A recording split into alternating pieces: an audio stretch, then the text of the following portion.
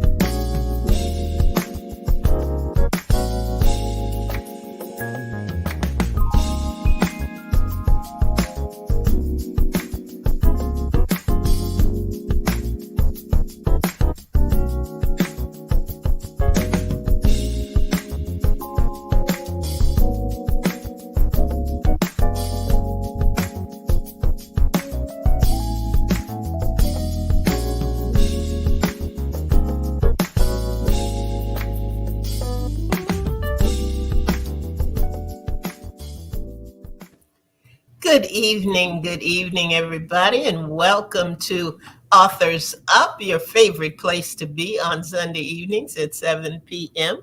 Welcome. Thank you for joining us. I'm glad that you are taking time out of your busy schedule to be with us on Sunday evenings. And we promise to have a very compelling program for you tonight with a very, very inspirational author.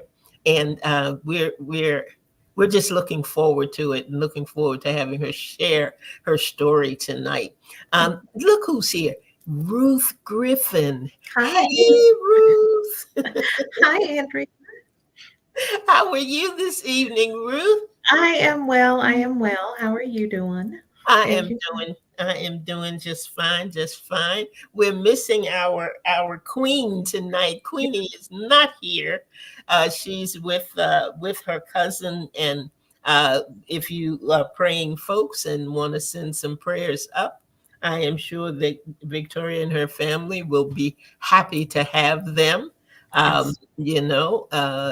Life happens and things happen, and sometimes there are things that have to do with us, and sometimes there are things where we got to help other people out. So, Yep. so Victoria is on a helping somebody else out mission tonight, and we're praying for her and praying for her family member as well. But we're going to go ahead and get started tonight, and we're going to start with our week in review. And we're going to start with you, Ruth. Okay, cool. Like there's not a whole lot of options, but that's Crowd right. of people with, but you're first in line tonight. All right. Well, I think last week I shared that my baby's having a baby, my Yep, youngest. yep. That's right. So uh I'm having a granddaughter. Oh, we know it's a girl. Yay, Good, thank good, you. good, good. Yeah, so she is my daughter has never been the talkative type. It's just that side of that side of the family, my husband's side, they're just quiet people. And a lot has changed in the maternity world from the time when I was pregnant. Oh yeah. And I remember having to wait until the 20th week to get my first and only ultrasound, and then maybe being able to find out the sex of the child.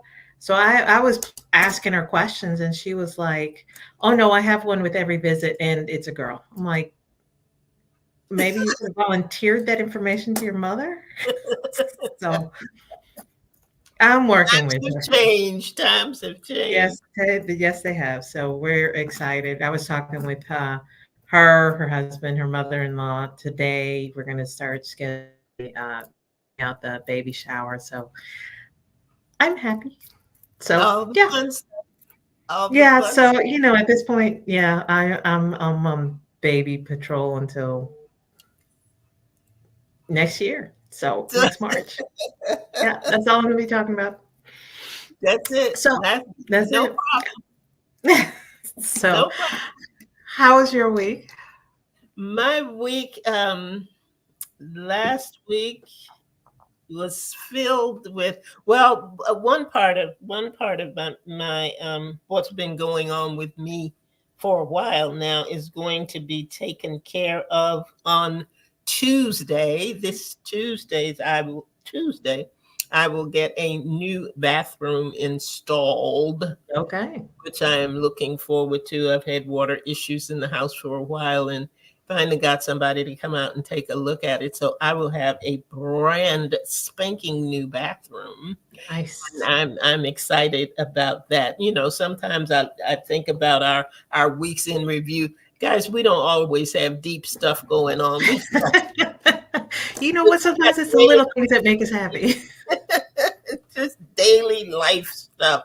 As they say, life be life, and and things Yeah. happen. And I was really my other issue is basement flooding. Not Mhm. terrible, but enough. Mhm. And so that's going to be taken care of this month. So I'm not looking forward to any storms or any more rain or anything like that. But you know what? I had to be mindful of something because I saw a post on Facebook of a former pastor, Mhm. and he was asking for prayer for his puppy, for his Aw. dad, and it was just so sweet. But they had just a surge of water come in, and I was, not really complaining, but concerned about my little bit of flooding, enough to Yeah. make me have to get a wet vac and try to soak up all the water and all. And he had taken pictures of his dad's home, which had a water line 4 feet, Wow. and just it through the entire house. But his dad was outside sitting on the back of his truck like he was having a tailgating party, playing the bongos and just worshiping God. And a couple of people from the neighborhood had drifted by. And I mean, he was just full of joy, Mhm. just full of joy.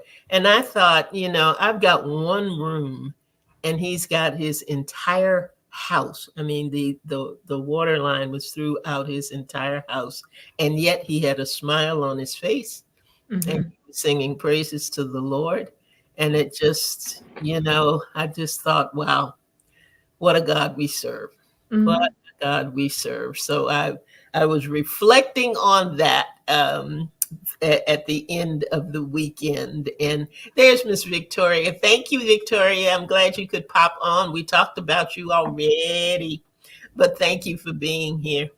So that's pretty much the way my weekend has been going. Got a lot of things coming up, as you know, Ruth. Authors Up is planning. We're in planning mode and planning phase, and we got lots of good things coming up for 2025.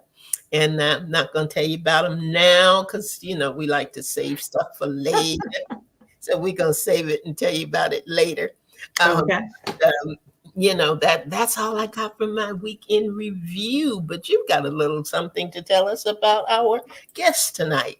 Absolutely. So our guest tonight is Mia Hanks, and she's originally from a small rural town in Missouri. She graduated from Vanderbilt University in Nashville, Tennessee, and she has two adult children. Mia shares her home with a rescue dog. Bridemaid, a memoir, is her first book. So we're going to cut to a break, and once we're back, we're going to greet our author.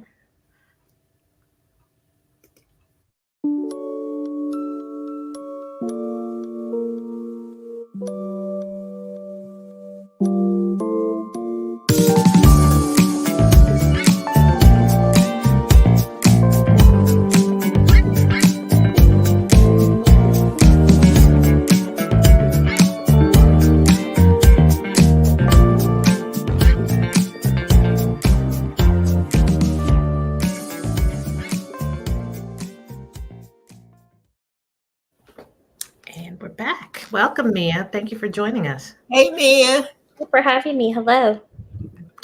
Awesome. All right, so we're gonna get started. Why don't you tell us a little bit about your memoir? Yeah, so my memoir is called Bridemaid, and it kind of it kind of came to life in an interesting way. I was in an abusive marriage, narcissistic abuse for 29 years. And when I was uh, preparing to leave that marriage and learning about narcissism and just figuring out what had happened to me, I spent a lot of time researching and reading, and I wanted to learn as much about narcissism and in my case, covert narcissism as I could. But everything I found out there tended to be written by therapists and psychologists. And it was great information, but it was very academic. And so, what I was seeking was something that was maybe told from an insider point of view. I kind of wanted to know what day to day life was like with a narcissist so I could compare my situation, but I couldn't find anything like that.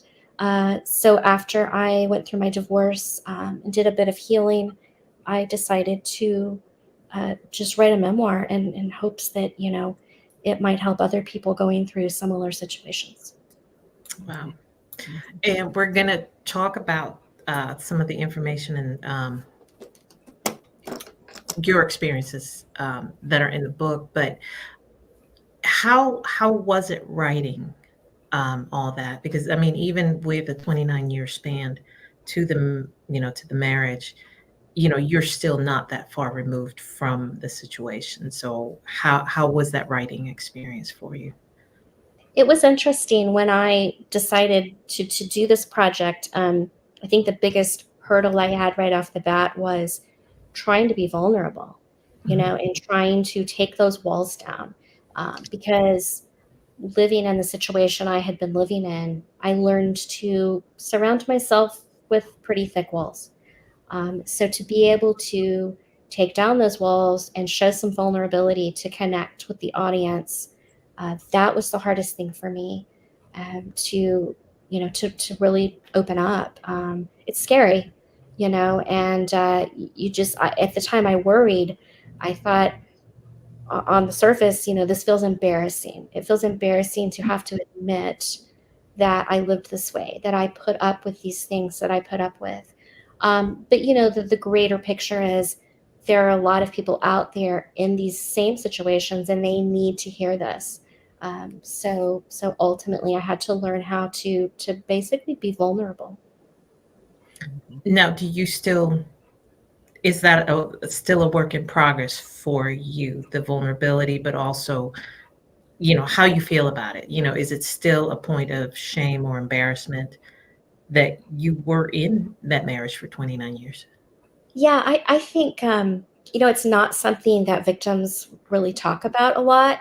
People talk about the gaslighting and the mind games and the psychological abuse, but there is a facet to it that is just it's embarrassment. So yeah, I think still, I mean, I've worked through a lot of that, but I think as humans, we want people to think we have it all together and that our Mhm. life is just going great and everything's great. Um, so there is an element of embarrassment to have to admit to people, yeah, I don't have it all together, and really my life hasn't been that great. I've struggled. I think it's embarrassing to admit you struggle for some people.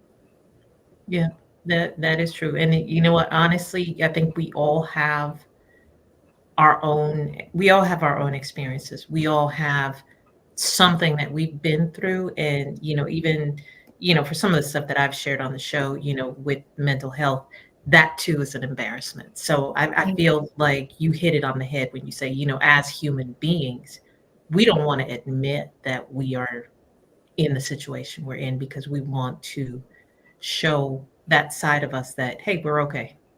Yeah. But it takes work to get, to that place. And sometimes we are just not okay. Yeah, And that's it's right. okay to share that.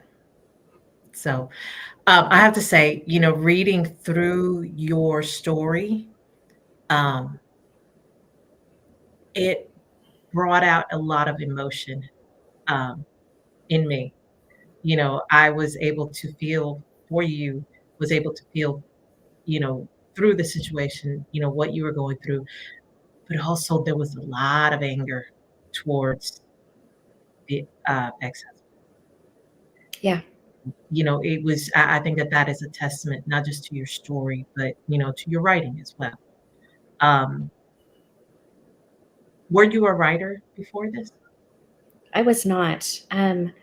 I, took some English in college, Mhm. and that was probably the extent of my writing experience. Um, so no, I had not really written anything. So it was a leap of faith. I thought I don't know if I can do this, but I thought I'll give it a try and just see where it goes, and if it can help even just a few people, really it was worth it to me. I just hate to think of other people out there spending decades like I did Yeah. in these situations. So definitely it was a leap of faith. Yeah. Awesome. What made you choose the title? The title is kind of a play on words.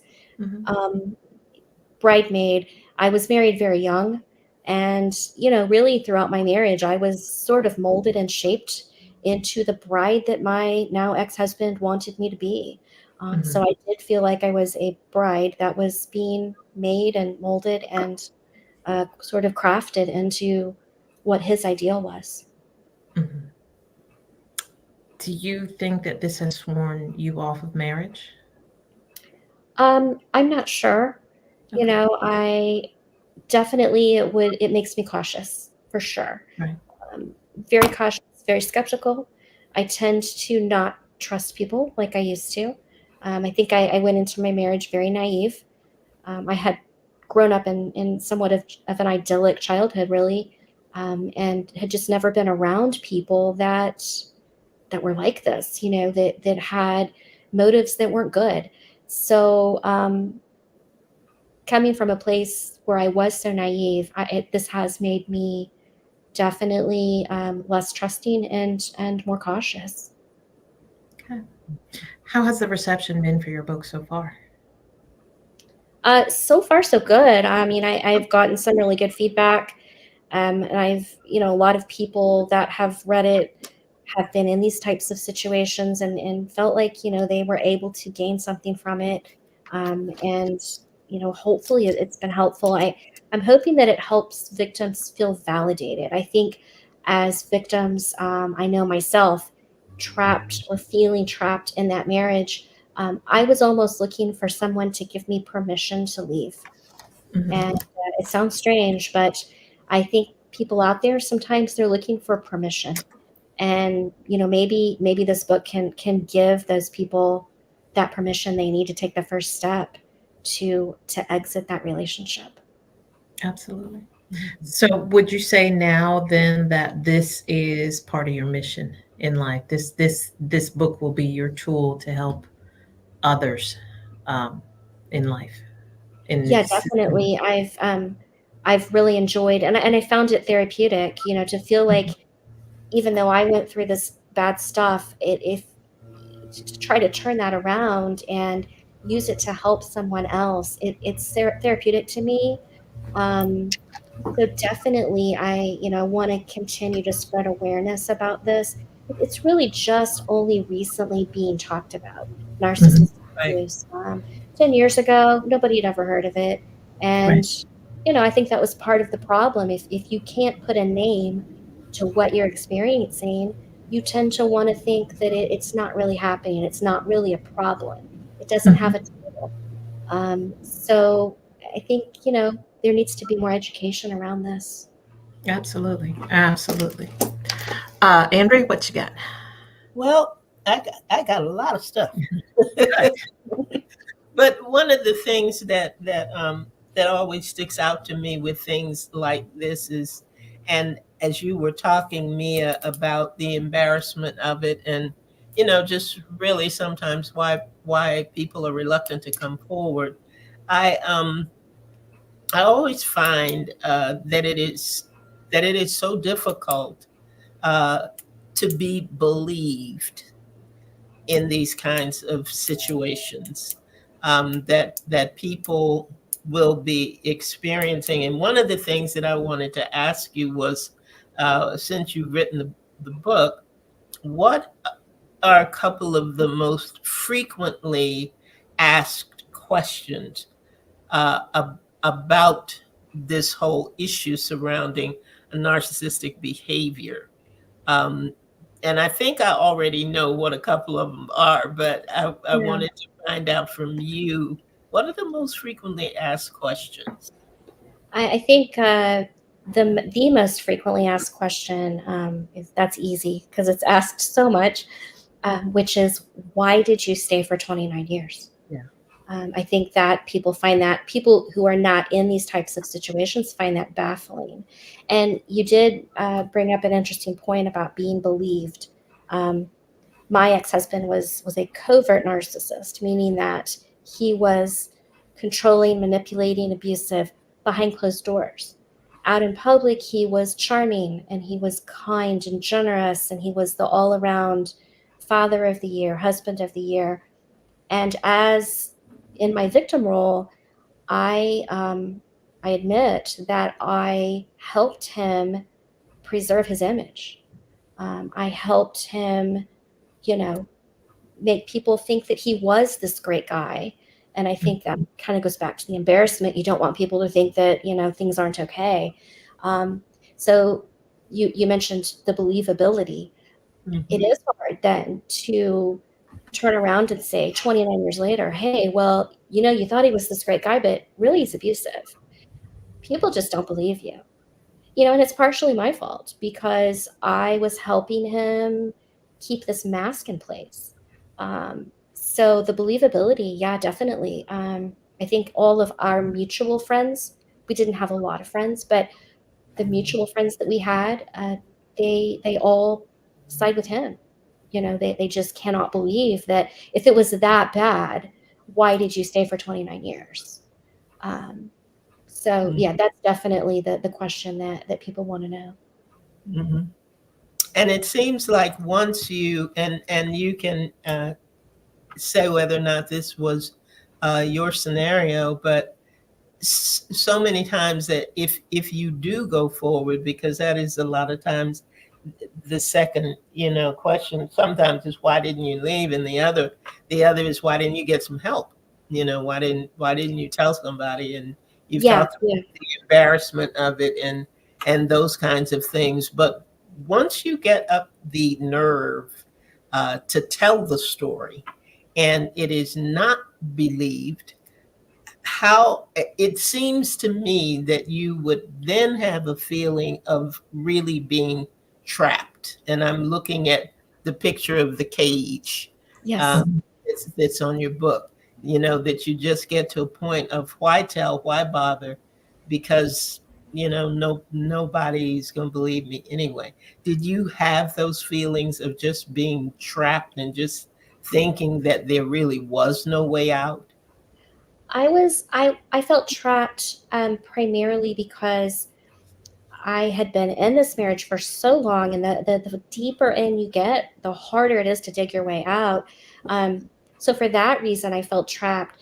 But as far as sharing my story or telling anybody what was happening, the only people that knew what was going on were my parents. So when I left, even the point at which I moved out, none of our mutual friends or mutual acquaintances knew that I had even left. So no one found out anything until, I had officially moved out. And at that point, yeah, I definitely felt betrayal. People just, it was sort of like, yeah, why bother? Why bother telling them? Because nobody's going to believe this. And and and quite honestly, he got to those people before I could anyway. As a true narcissist, the minute he realizes that I'm leaving and his world is imploding, he's got to protect his image. So he goes out to all of our mutual friends and acquaintances and starts telling his side of the story. And at that point, yeah, and everybody's believing him. And you just say, well, what's the point? And it was hard. You think you feel betrayed, but on the flip side, I had to let those people go. I mean, he can have them. It's okay. It's hurtful, but it's kind of the least of the least of my worries at that point. You know, I had this divorce ahead of me, and yeah, it was whether or not I was believed by friends kind of was. It felt like more people should be in my corner, but you know, it is what it is. Mhm. Can I ask a Sure. question? Uh, so you touched a little bit on how, these types of stories have not been out there. Instead uh, we are shown stories of women who do come forward, who aren't believed. Specifically, I'm thinking of a particular hearings for a particular Supreme Court judge who the accuser came forward, and for the most part they played it up and then dismissed her. So how does that did any of that and because we see a lot of it in the news, Yeah. did any of that make you second guess either your decision to leave or your decision to write the book, to share your story? And what would you say to people who are just like, hey, how does that make you feel, to be honest? Yeah. I wouldn't say that I wasn't affected by it, by those types of stories, because ultimately I had to leave and I had to get out for my own well-being, my own health. I was really experiencing some health issues due to the chronic stress that I was living under. And so the whole believability factor and seeing stories, you know, in the media where the victim isn't believed, you know, it happens. But I think on the forefront of my mind was I physically can't survive this stress anymore. So it didn't, you know, who was going to believe me or who wasn't going to believe me didn't really factor into that initial, you know, I have to get out Sure. or I just can't survive this. Mhm. Okay. Yeah, but it is, you feel betrayed when people don't believe you. It's definitely a feeling of betrayal. Mhm. Mhm. Okay. I wanted to ask you too, because one of the things that we say all the time is everybody has a story. Everybody has a story, and it just depends on whether or not they want to tell it. When it gets to be memoirs, um, it's not just your story, because it affects whomever your life has touched, and what has gone on with you. So my question is, when you made the decision, and I also wanted to know, um, who was your greatest supporter in this, if you had someone who actually kind of pushed you and nudged you forward and said, yeah, this is the right thing to do. But I'm gonna put that over here on my left side. On the right Okay. side, I want to know, your children are grown now. You've got adult children, but how did they feel about you coming forward? Because, like you said, it's bad enough to endure it, to have to endure it, but when nobody knows, and all of a sudden this book hits the shelves, it's going to take some people totally by surprise. Some people may say, "Oh, I suspected that something was going on," and there are a lot of things that happen with that. But how? What was the initial reaction or response to the fact that, okay, I need to do this because it's going to help other people? How did your children or family members, or who, how did they feel about putting the story out there, about not being able to subscribe to what goes on in this house stays in this house, and all those other cliches and things that we Yeah. are raised with?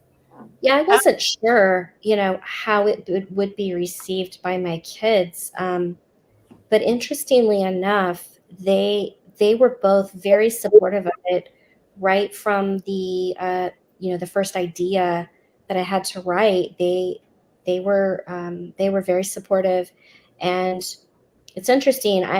My daughter has read the book. My son hasn't, but he knows a lot about it. We've had so many discussions, but I think it was interesting for my daughter because there were definitely stories in there that she never knew happened. Mhm. So yeah, it gave her gave her a bit of an insight into wow, this is unbelievable. But she didn't doubt it for a second because she experienced a lot, herself too.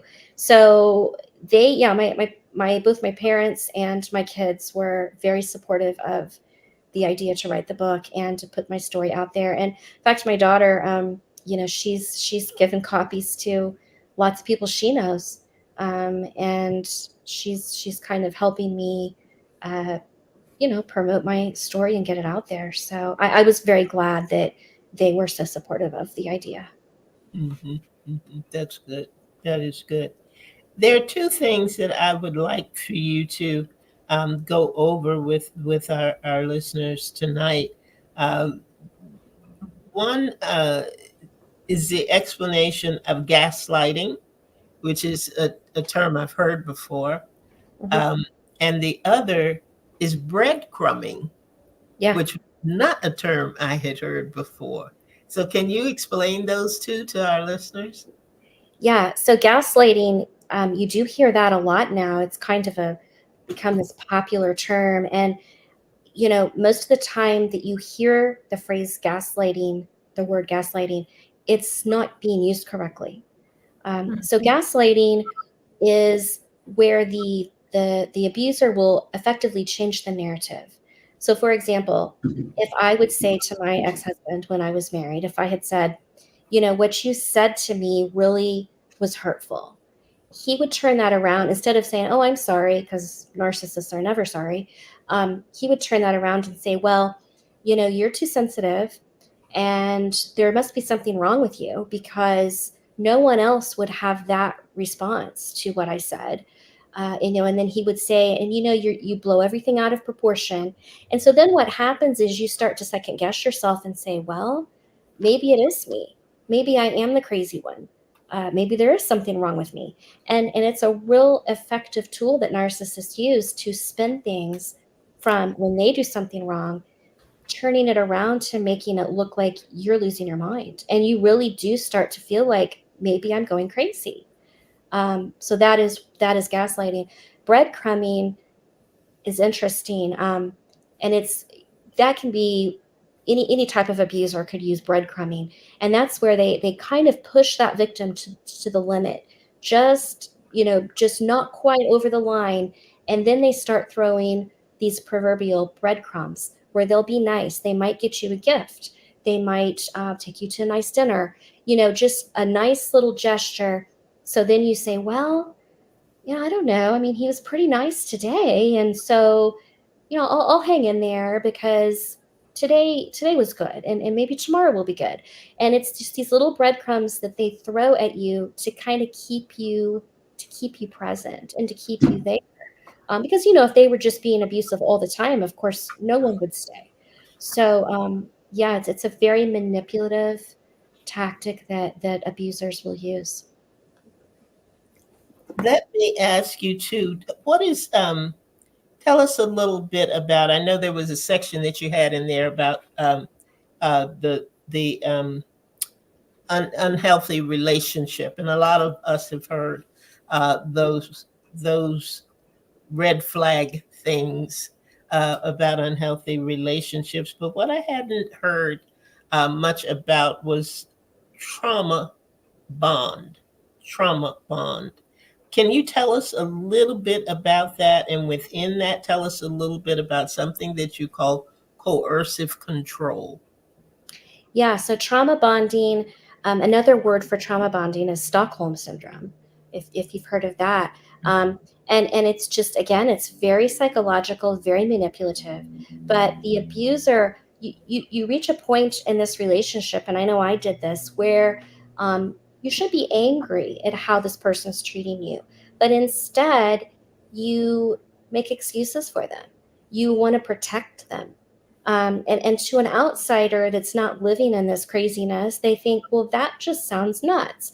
But it's a very easy trap to fall into. So, I would find myself, my parents witnessed a lot of things that made them very uncomfortable. And they would bring up to me many times over the years, hey, are you sure this is okay? Are you? And my response 100% of the time was to defend him. I would defend him. I would say, oh, he has this really stressful job and it's really not that bad. And I just, continually wanted to protect his image. And that's what you would call a trauma bond. Yeah. And then coercive control is, again, manipulative. It's sort of, narcissists will use guilt a lot. So they're Yeah. not forcing you to do something you don't want to do, but they'll guilt you into it. So you are being, in effect, forced, but it's a coercively, you are being controlled. So you're not, physically being forced, but mentally being forced. And that's kind of coercive control. You just feel like you feel obligated. You feel like, well, I don't want to make any waves, so I'm just going to play along with him. And so you are doing things out of your own free will, but not really. Hmm. Hmm. Is this when I hear trauma bond, it kind of reminds me, and you can put me on the right track here, but it kind of reminds me of, I think they call it Stockholm syndrome, Yes, it's the exact same thing. where you really begin to believe the abuser to the point that you more concerned about protecting them and Yeah, think that they're absolutely right. Okay. yeah, Okay. absolutely. And I was 100% guilty of that. You just, and some of that goes back to, you do want to paint this picture that your life is good, that everything's good. But it runs even deeper than that, because you feel some sort of obligation to that abuser, you know, because constantly, my ex-husband would tell me, I'm so great and you should be so proud that you're married to me. I take such good care of you, and you should just you're so lucky to have me. And they get in your head, and you think, well, I guess, maybe I am supposed to be more grateful than I feel like I should be. Um, Mm. so you have that obligation. I have to protect him. I have to defend him, and make sure that nobody sees how he really is. Hmm. And I think that becomes easier, I think, as time goes on, depending on how adept they are at the manipulation, It at was. making you think that this is your fault, and also when you attempt to tell somebody, or even think about telling somebody, and they come up with a narrative of how lucky you are, Yeah, what a great marriage you have, and what a wonderful spouse you have because of the material things and the breadcrumbs. that's you that's know exactly, that was my experience. He would buy me expensive gifts, and say, look what I got for you, and I'm so great, and you should be so thankful. Um, and when you're hearing this day in and day out, it really does become, as I describe in my book, protecting his image kind of became like my job. I felt like it was basically he was my career. And it becomes a way of life, and you start to normalize it. And that's when I think it really gets dangerous, when you start normalizing abuse. Mhm. Um, and that's what happens to victims. They just, and you sort of just throw up your hands and say, this is how it is. This is how I live. And I try to convince myself, well, everybody lives like this. This is normal, because we all want to feel like we're normal. Yeah, yeah, yeah. You said, Mia, you had said before we came on air that there was a particular quote in the book that you wanted to bring to light. Yeah. So I put this quote in my book. I found this. It's actually by Stephen King, and if I understand it correctly, I believe he said this in an interview that he gave. And as we talked about earlier, I think the most frequent question I get is, how could you stay in this type of marriage for 29 years? And I really feel like this quote is the best answer. So I'll share it, and maybe it will resonate with someone. So here it is. There's a phrase, the elephant in the living room, which purports to describe what it's like to live with a drug addict, an alcoholic, and abuser. People outside such relationships will sometimes ask, how could you let such a business go on for so many years? Didn't you see the elephant in the living room? And it's so hard for anyone living in a more normal situation to understand the answer that comes closest to the truth. I'm sorry, but it was there when I moved in. I didn't know it was an elephant. I thought it was part of the furniture. There Mm. comes an aha moment for some folks, the lucky ones, when they suddenly recognize the difference. The part of that quote that really stuck out to me was when it says, I thought it was part of the furniture.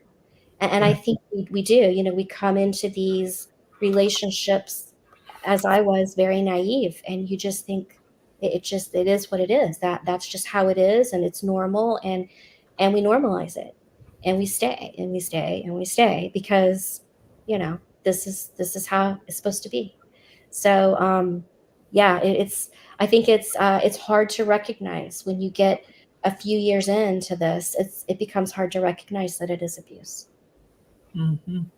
There was another quote that you had in there. I'm not sure where it came from, and I didn't write it down fully, but it said the only thing more unthinkable than leaving was staying. Yeah, The only thing more impossible than staying was leaving.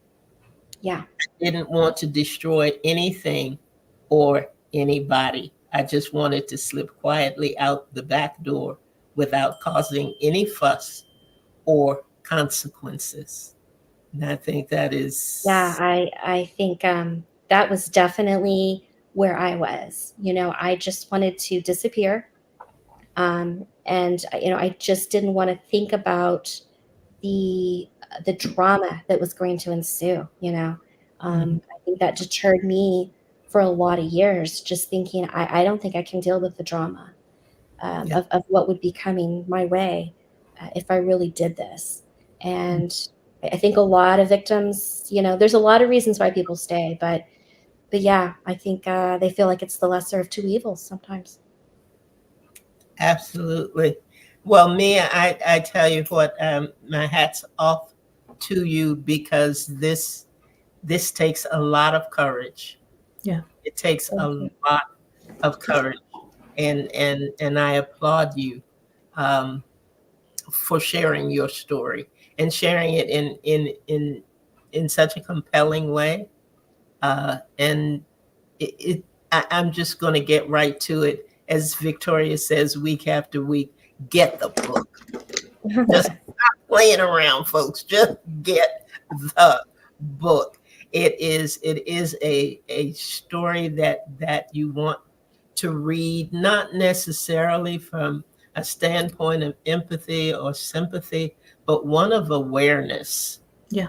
Yes. Because while you may not be going through this, you may see and recognize the signs that someone you know is going through this, and you may be able to help them just by having a listening ear that may give them the courage enough not to stay, not to stay. Nia, how can anybody get in touch with you? I have a website now. Recently, just got it up and running. It's miajhanks.com. And you can find me there. I have links to purchase the book. I have links to listen to other podcast interviews I've done, and just some general information. Also, I'm on TikTok. My handle on TikTok is at NPD, meaning narcissistic personality disorder, at NPD and me. And you can find me there. I post usually 2 or 3 posts a day, just raising awareness about narcissism. All right. All right. And is there anything in particular that you want to tell our listeners and our viewers um, before we shut it down for the evening? And Yeah. it may be something that will help somebody in a similar situation. What would you like to leave? What would you like for their takeaway to be tonight? I always like to kind of do a shout out to people who are in this situation with an abuser, with narcissists. Um, please know that you're not stuck. I think too many people think that they're stuck and that they can't get out. I know it looks daunting, and I know it looks impossible, but you never are stuck. There is a path out, and there are resources out there, and there is help available. So I would just encourage anybody, if you're in this situation and you think you're going to stay because you think it might get better down the road, um, with a narcissist, it's not going to get better. So I would just encourage people to start planning your exit, because you'll find a much better life on the other side of abuse. Amen. Amen. Thank you so much, just for your courage and for writing your heart. It had to be a difficult road because it's reliving again. Yeah. It's reliving what you have been through, and that's not an easy place to be in. As authors, Ruth and I definitely understand. We For sure. definitely understand. So thank you so much for being with us tonight. Thank Thank you for you. sharing your memoir. You can reach her miajhanks.com or TikTok at NPD and me. I think I got that right. You did. And last but not least, get the book. How'd I do, Victoria? I hope I did good. I said, get the book. And Ruth, you have some final words for us tonight. Absolutely. So, Mia, again, I just want to echo what Andrea said, is just thank you for sharing your story. As much as we appreciate it, there's someone out there who will resonate with what you've said, and their lives will be changed as well. Absolutely. So, but for everyone else, we do thank you for listening. And we want to invite you, if you have any questions, if you have curious how to get on the show, you can email us at authorsup@gmail.com. You follow us on social media. We're on Facebook, Instagram, YouTube. Just look for Authors Up Show. We will be replaying this show on Facebook this coming Saturday at 7 p.m. So you can tune back in. You can share that. Otherwise, if you're not a Facebook fan, you can also watch it on YouTube, or you can download our podcast. Both will be uploaded by Wednesday of this week. So that's it. That is it. That is it. That is it for us for tonight. We thank all of you who have joined us on for revelation and information on an issue that is more timely and more necessary than sometimes we would like to admit. Tough topic, but handled very deftly and very skillfully by a first-time writer. Yes. Who is, I hope, going to be a second-time writer at some point in time. Mia, you did an amazing job. Yes. Thank you. In putting your story out there, and thank you so much. And that's it for us. That's it for us for tonight. As Ruth said, we will be this is where we are on Sunday evenings at 7 p.m. and we hope this is where you will be too. Put us on your calendar. Make sure that you got your alarm going, whatever you need to do so that you don't forget 7 p.m. on Sunday evening. We never ever know exactly what's going to happen, but I tell you what, we've got some great authors coming, some amazing books that they're going to be talking about, and we want you to be a part of it. So be sure to join us next week at 7 p.m. right here, ALH Broadcasting, and come on back and enjoy Authors Up. Thanks again, Mia. Thank you, Thank Ruth. you. Mhm. Good night, everybody. Good night.